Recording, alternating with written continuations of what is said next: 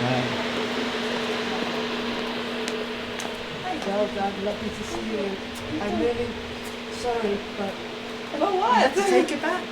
Yeah, I know. That's the worst part, honestly. So, thank you. Is it, Thank you you. had it last year, and now it's back. But anyway, hopefully in 2 weeks' time, Yeah, you can I'll be do my up there best. showing it off again. So, here you go. I'll get a little bit of this. Hello. Good afternoon. Welcome to the press conference for Iga Swiatek. This will be a slightly shortened press conference, so we will go straight in. Take a question here. Hi. Hi. If I'm not wrong, Wimbledon had 10 different winners over the 10 last year. So, in your opinion, what makes it so difficult to win here consecutively, and how do you intend to break the curse?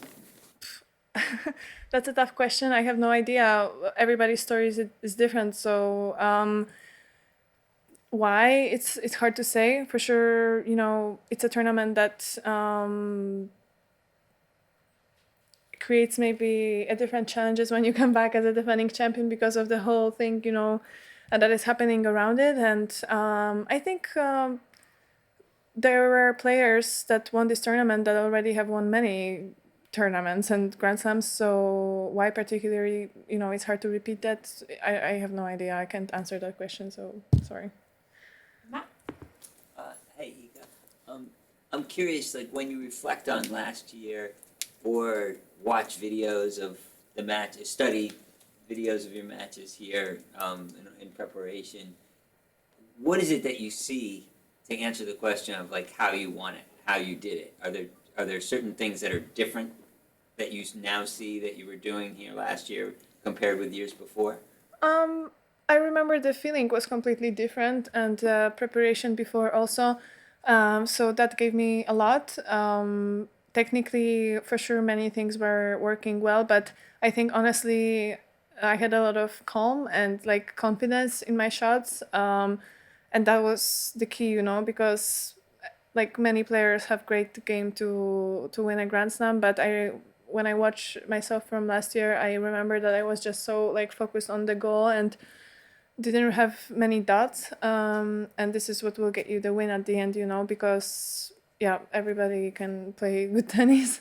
It's more about the mental side. So I think that's at the end made the difference. But at the beginning of the tournament, obviously you don't know like what your level is. You need to figure it out on the first matches, and I could progress, match by match. So that helped me a lot last year.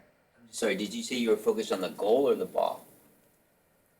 You said I was just focused on the. Well, the goal, no doubts. I meant, What does it feel like coming back as a Wimbledon champion? Exciting. I feel proud of what happened last year, and my dream came true, kind of. I mean, not even a dream because I didn't dream that. I thought it's impossible. So it feels great. Yeah, but on the other hand, I'm here because of the next tournament. So, I need to also stay present. Can I just check? Is there any Polish? Will there be any Polish questions in the room? Nope. No. Okay, so we'll carry on. Hi Iga, you're Wimbledon defending champion, but last year you also got the nickname of the Wimbledon towel thief. I wanted to ask this year, will you be living up to that nickname or have you got a new towel strategy? Well, let's start with the fact that I don't have any towels left from last year. Like everybody, like my friends wanted, my family wanted, we gave it to some charity because the thing became viral, obviously. So I guess I should steal even more, And I will continue that because that's the best kind of souvenir you can get from a tournament. There's a red strawberry towel this year, which No I way. thought might be quite interesting. Yeah. Really? Yeah, but it's not an on-court towel, so, right? Or I think it's a limited edition one, yeah. Yeah, well, I'll ask for it anyway. Catherine? Hi, Iga. Hi. Sorry to go back to sort of being the defending champion here, but I kind of got the impression, correct if I'm wrong, but from your first answer that, like, obviously you've been defending champion at other slams, but here it feels a bit different. I know you haven't had the experience of Tuesday yet and the whole, like, knowing when and where you're going to play, like, in advance, but does it feel really different here? I feel like people talk about it more, and I think the whole vibe of becoming a member is something that you're not going to experience on other tournaments. So maybe that's why it feels a bit different. But honestly, I'm going to look at it in a realistic way. And obviously, yeah, last year's grass season was great, but it's not like I always felt amazing on grass. So even though I won, I still feel like I have stuff to figure out. And even like this year, even, the Bad Homburg tournament didn't really get me that nice rhythm, that I had last year. So I feel like I'm starting from a totally different position, and I'm really in a place that I'm keeping my expectations low. And even though everybody is talking about this, I still feel like, I need to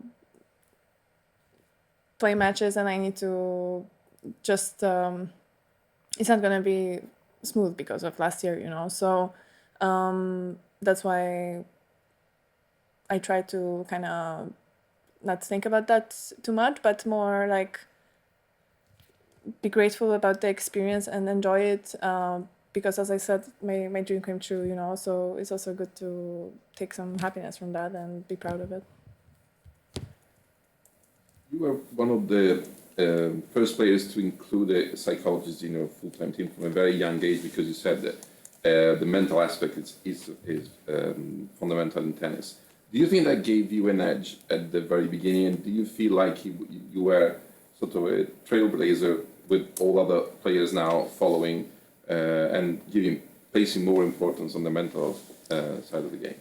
Well, honestly, I also feel like many athletes did that before, but no one really was just talking about it, And I always felt like I can be honest because I'm not a robot, and I also wasn't like born with all these skills to cope with expectations and stress and everything. Like you need to really work on it to have it, And even if you do, it's not gonna stay with you forever. So yeah, like I feel like now I also hear from other athletes and maybe coaches, that many people used this kind of help, but not on tour probably. But for me, it was quite different because I was working with psychologists, like, meeting online once per week or something, but I was still kind of like closed and not really able, maybe stupid sometimes, because wasn't able to really describe what I felt or what I experienced, And I realized that I need someone next to me to like observe and to help me come to some conclusions, and to help me figure stuff out. So when I was younger, I decided that this is the way to go, and for me, it's like as important or even more important than like physical preparation or even like tennis-wise, working. Because honestly, if your head is not going to work the right way, you can have the best game on tour, but you're not going to perform as you want. So yeah, for me, it's crucial. Would you like to take one more, or are you? Yeah, sure. Charlie? Just on the grass element as well, there's so much of succeeding on grass is about movement and getting used to like slipping and falling and sliding and that sort of thing. Are you one of those players who tries to just like avoid falling completely, or do you factor it in and think about how you can kind of fall in a way that won't injure you and kind of? I have no idea. I mean, I'm not an alpine skier to practice that, or to know how to fall.